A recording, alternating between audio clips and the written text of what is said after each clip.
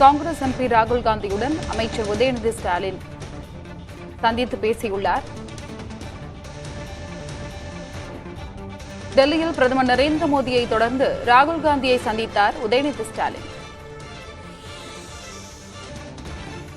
கூடுதல் விவரங்களை வழங்குவதற்காக செய்தியாளர் நிரஞ்சன் இணைப்பில் இருக்கிறார். நிரஞ்சன், ராகுல் காந்தியுடன் உதயநிதி ஸ்டாலின் சந்தித்து பேசியுள்ளார்.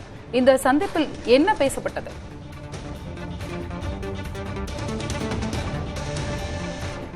தற்பொழுது அருணா, இந்த சந்திப்பு டெல்லியில இருக்கக்கூடிய சோனியா காந்தியுடைய இல்லத்துல தான் நடக்குது. ஏன்னா ராகுல் காந்தி சோனியா காந்தி கூட தான் வசிச்சிட்டு இருக்கிறது நமக்கு தெரியும்.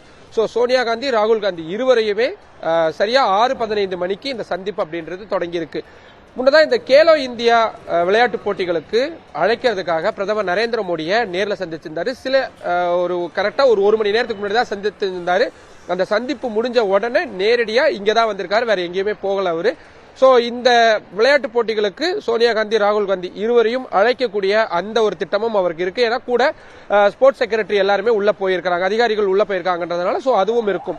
அதை தாண்டி மிக முக்கியமா பொலிட்டிக்கல் ஒரு அந்த பார்வை அப்படின்றது ரொம்ப ரொம்ப அதிகமா இருக்கு.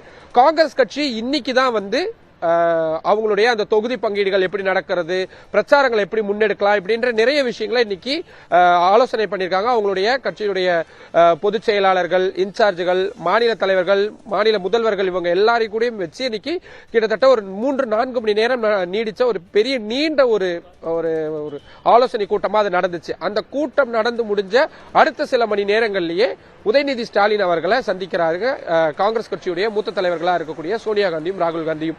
அப்கோர்ஸ் இதுல தமிழ்நாடு பாலிடிக்ஸ் சம்பந்தமான, தமிழ்நாடு அரசியல் சம்பந்தமான நிறைய முக்கியமான விஷயங்கள் பகிர்ந்து கொள்ளப்படுறதுக்கான வாய்ப்பு மிக அதிகமா இருக்கு.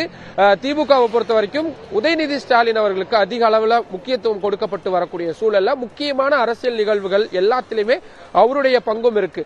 பிரதமர் நரேந்திர மோடியை இன்னைக்கு அவர் சந்திச்சதாகட்டும், அதே மாதிரி இப்போ இந்த சந்திப்பு நடக்கிறதாகட்டும், எல்லாமே ரொம்ப ரொம்ப அதிக அளவிலான முக்கியத்துவம் உதயநிதி ஸ்டாலின் அவர்களுக்கு கொடுக்கிறதுக்கான ஒரு வெளிப்படையான ஒரு விஷயத்தை வந்து அவங்க காட்டுறாங்க, சொல்றாங்க அப்படின்றத வந்து நம்ம புரிஞ்சுக்க முடியும். தமிழ்நாடு இல்லத்துக்கு வெளியே வச்சிருக்கக்கூடிய பேனர்ஸ்ல இருந்து எல்லாமே வந்து அதை சுட்டிக்காட்டக்கூடிய வகையில இருக்கு.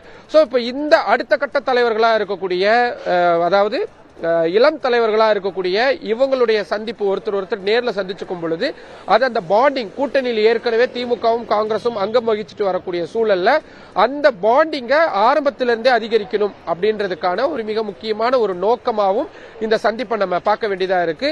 சந்திப்பு எவ்வளவு நேரம் நீடிக்குது அப்படின்றத பொறுத்தும் சந்திப்புடைய ஆழத்தை வந்து நம்மளால புரிஞ்சுக்க முடியும். முடிச்சுட்டு வந்ததுக்கு அப்புறம், சந்திப்பு முடிஞ்சதுக்கு அப்புறம் உதயநிதி ஸ்டாலின் பத்திரிகையாளர்கிட்ட பேசுவார்னு எதிர்பார்க்கப்படுது. அப்படி பேசும் பொழுது இந்த சந்திப்புல என்னென்ன மாதிரியான விஷயங்கள்லாம் பகிர்ந்து கொள்ளப்பட்டது அப்படின்ற ஒரு முக்கியமான அம்சம் இருக்கும். மற்றபடி இருவரும் தமிழ்நாடு அரசியல் சார்ந்து, தேசிய அரசியல் சார்ந்த விஷயங்கள் எல்லாத்தையும் பகிர்ந்துக்கிறதுக்கான வாய்ப்பு மிக அதிகமா இருக்குது இந்த சந்திப்புல. இதற்கு முன்னதாக பிரதமர் நரேந்திர மோடியை சந்தித்து பேசினார். தற்பொழுது ராகுல் காந்தியை சந்தித்து பேசியுள்ளார். இது அரசியலில் முக்கியத்துவம் வாய்ந்ததாக பார்க்கப்படுகிறது. உங்களுக்கும் நன்றி நிரஞ்சன்.